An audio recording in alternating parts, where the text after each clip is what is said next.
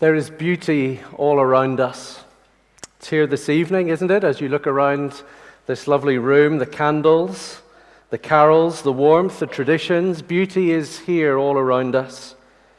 It's possible that for many of us, moments like this evening, are transporting us back to our younger years, when Christmas seemed to be the most magical, wonderful, beautiful time of all. And it seemed to be like that because at Christmas the impossible seems, doesn't it, or used to if we're honest when we were younger, it seems magically, the impossible seems magically to come right into the ordinary world in which we live. Isn't that true? Just think back. Christmas is a time when reindeer fly through the air and sprinkle dust on our houses. Christmas is a time when Santa travels the world and somehow manages in the deep of night to fill stockings in every home, at the end of every bed, over every fireplace. Why is the nostalgia so rich, so deep at this time of year? The music, the lights, the food. I wonder, friends, if even the most hardened and unsentimental of people feel a tinge of longing for those days when you really did believe the incredible could happen. Isn't that partly what beauty is, right? Beauty is something out of the ordinary. So the monotony of 9 to 5 and school runs and laundry and never-ending deadlines, that is mundane, it's ordinary. But that all melts away, doesn't it, when your toes are pressed into the hot white sand of the Maldives beach and you feel the warmth of the water. That is extraordinary. We say, beautiful. This is beautiful. So here are the questions for us this evening. Can the beauty of Christmas be real? Can something as incredible as Christmas actually be true? That's what I want you to reflect on this evening. That's the whole point of us being here together in this hour of worship together. I want you to consider this.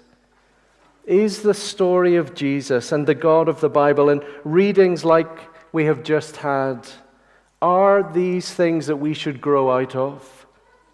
Or might they actually be the truest of all stories?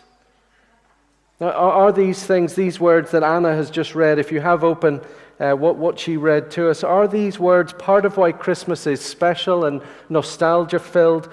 But ultimately, are these words why Christmas makes no real difference to everyday life? It's here for a bit, read in the dark of a room, and then it's gone. And on we go with hard, cold, brutal reality. Friends, I want to say to you this evening, if that is true, if what Anna has read to us is not true, then isn't it the case that Christmas is of all seasons the most cruel? Isn't it true that Christmas is of all sick jokes the worst? Joy to the world, but in reality, fat chance. Peace on earth, goodwill to man, impossible.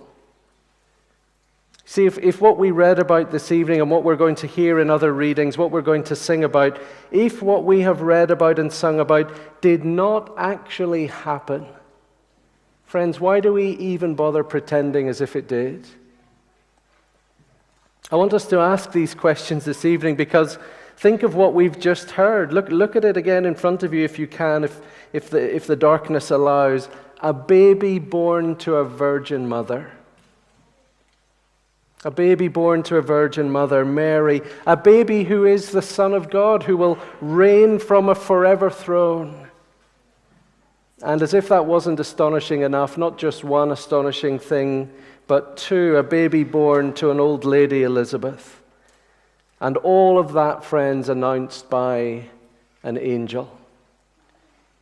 Here's what somebody this week I read, here's what somebody said. For many of us, the angel is the fairy on top of the Christmas tree of implausibility.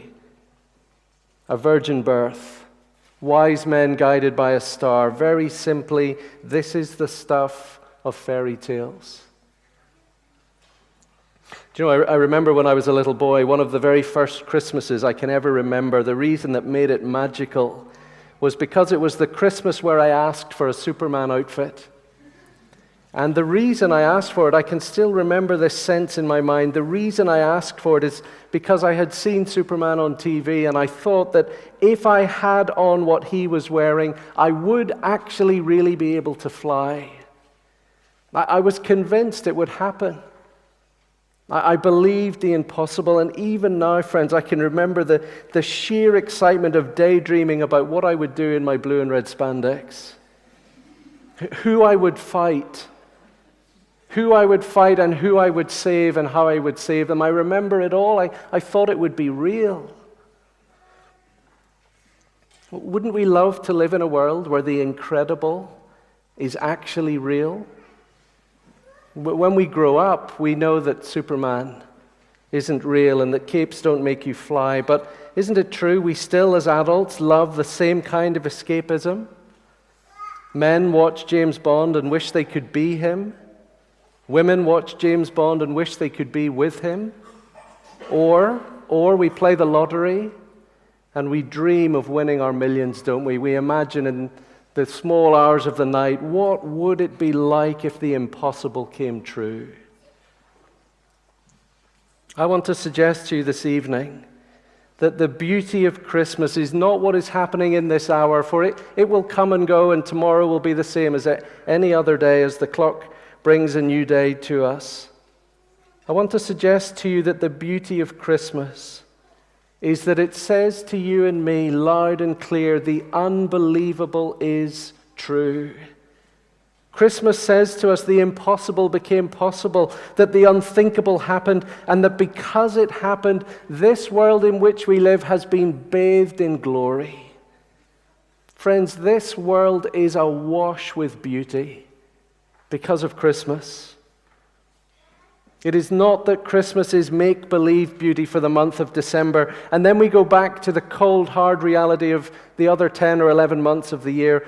Turn it around. What if Christmas is the really real, the really true, the properly beautiful? And what if everything else is just a distortion of the way things are meant to be?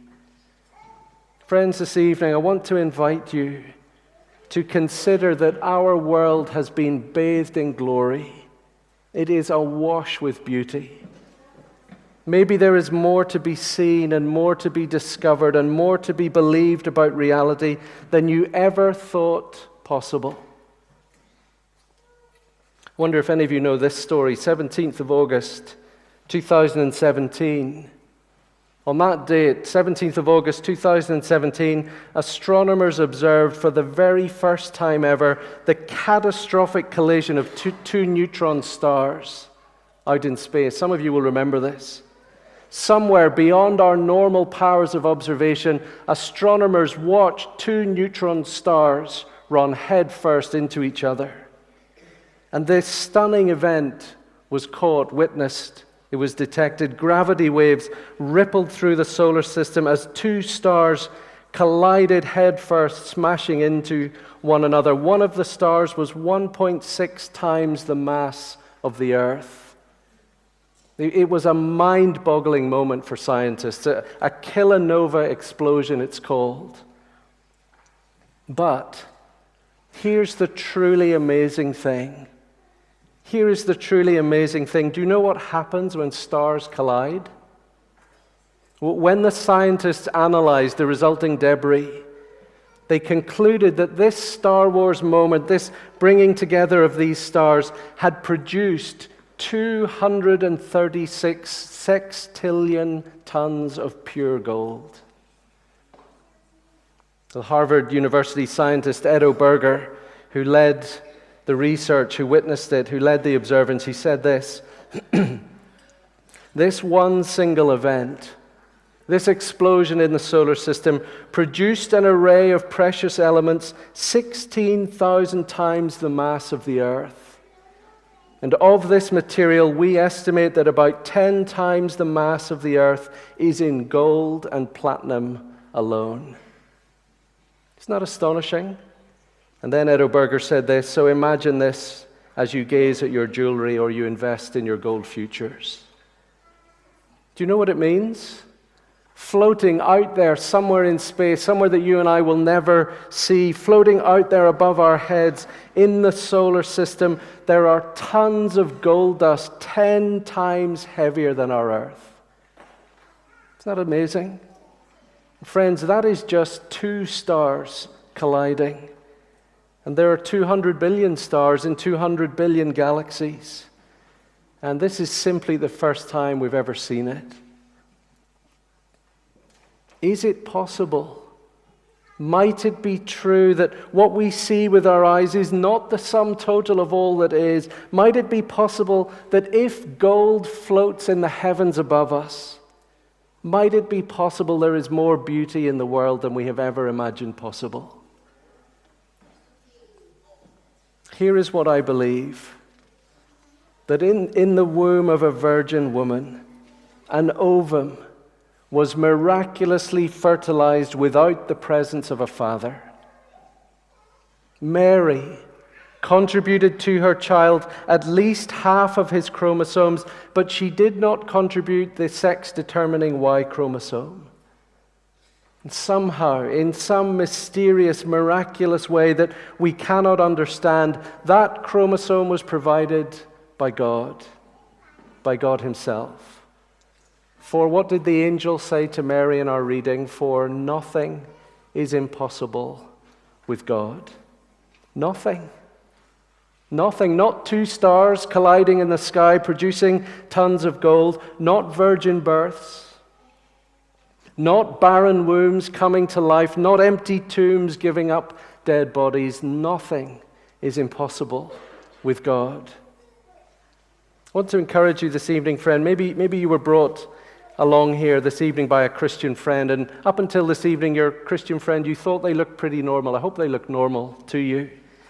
But as you move from the dimly lit room to the well-lit room downstairs, and you look at them and you stare at them and you ask yourself, does this person really believe in a virgin birth?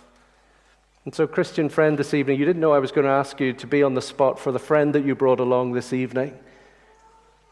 For this is what Christian people believe. The Trinity Church family is astonishingly full of medics. Ask a medic this evening if they believe in the virgin birth.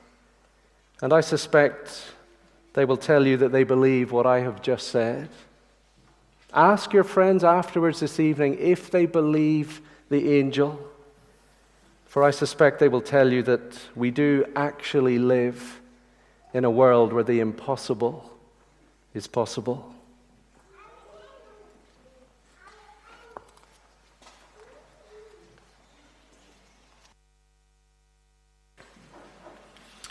People who believe the Christmas story, people like me, people like many folks here this evening, people who actually think that it really did happen and that it really is true, we do so for one simple reason. We do it because of the angel's words to Mary. For nothing is impossible with God. I don't believe it because I'm suspending my mind and closing my eyes and taking a running leap into the dark to just simply try and imagine that the impossible might be true. No, rather instead, I simply believe that God is real. When the angel came to Mary and spoke those words to her, and really, I guess, pretty much everything that has been recorded here for us that we've read this evening is pretty incredible. But when the angel spoke to her, he was saying to her that you know as well as I do, Mary, that what is about to happen is going to shatter the natural laws of the world. And the only reason it will be possible is because the God who made the world is now stepping into the world himself. And so, friends, I want to be clear. I accept in a heartbeat that if there is no God, then the impossible is not possible. Let me say that again. If there is no God, then the impossible is not possible. Nature rules supreme. Biology runs its course. Physics has its laws, and they cannot be broken. But if God is there, If there is a creator who formed the earth out of nothing and who made man and woman to live in his world, if there is a God who sees the darkness of a womb in a way that no ultrasound can ever possibly reach, if he is there, then Mary says to us this evening, because of what the angel said to her, if he is there, then nothing is impossible for him to do. Friends, here is what I want to leave you with this evening, very simply. I want to encourage you to take the thing that looks most impossible, that Jesus Christ was born of a virgin and entered our world as God and man. I want you to take that impossible sounding thing and to investigate it, test it. For if you want to know that God is there, here's how I know he's there. I don't do it in the abstract. I don't imagine a higher being floating in the sky. No, if I want to know that God is there, I look at Jesus of Nazareth, a real man in real space-time history. Spike Milligan was once asked, "Do you ever pray?" He replied, "Yes, of course, desperately, all the time, but I do not know whom I'm praying to." Those words of the angel to Mary mean that the search for God ends with Jesus. The search for God can terminate on him. He was a real man in real history. There is earlier and more extensive evidence for Jesus of Nazareth than there is for Alexander the Great in all the annals of history. More evidence for Jesus than for Alexander the Great. Larry King, the American talk show host, was once asked who he would most like to interview if he could choose somebody from all of history.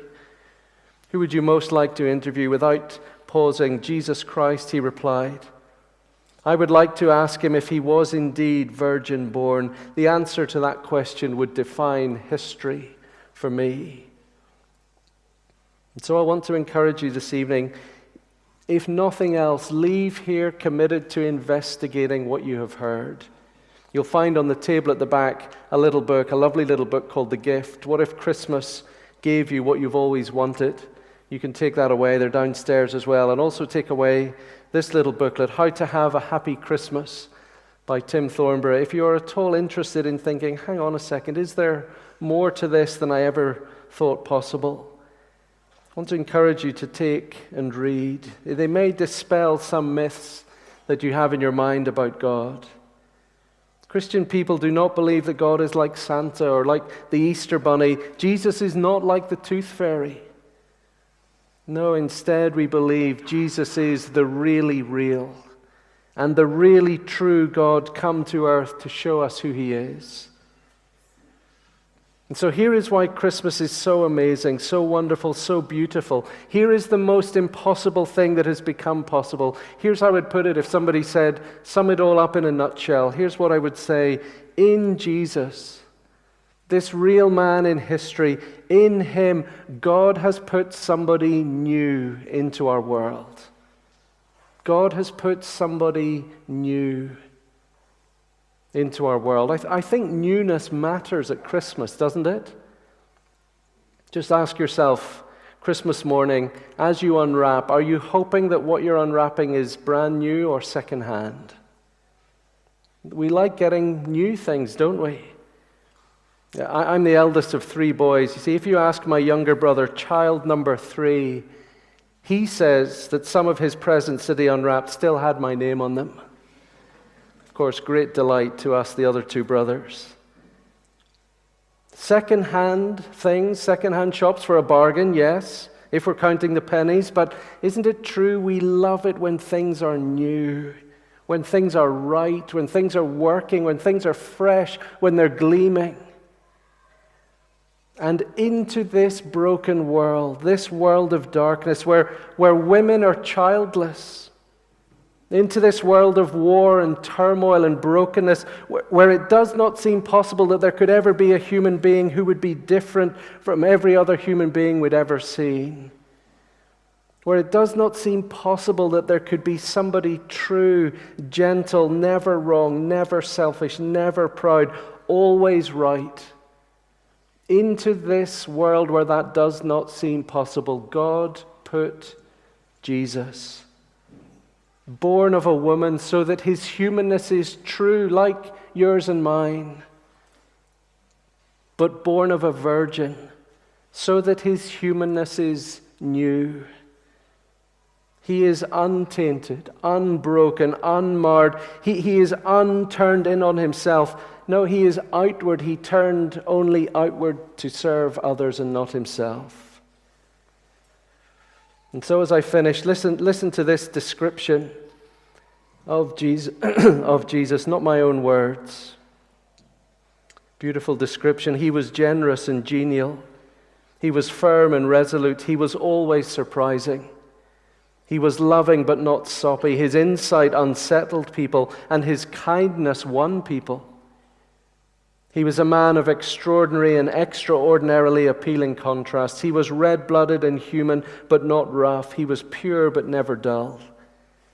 He was serious with sunbeams of wit. He was sharper than cut glass. He argued all comers, but never simply for the sake of the win. He had no failings in himself and was transparently humble. He made the grandest of claims about himself, but without a whiff of pomposity. He ransacked the temple. He spoke of hellfire. He called Herod a fox. He called the Pharisees pimped up corpses, yet never do you doubt his love as you read his life.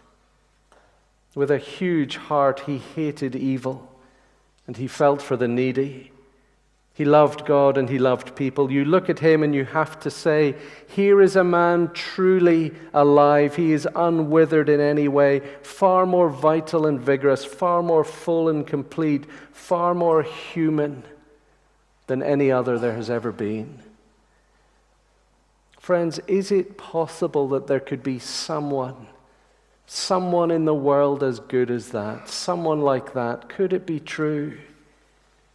Is it possible that in a man like that, God himself has come to find us? We each have to decide for ourselves. You have to decide. I have to decide. But I am with the angel this evening. For nothing is impossible with God.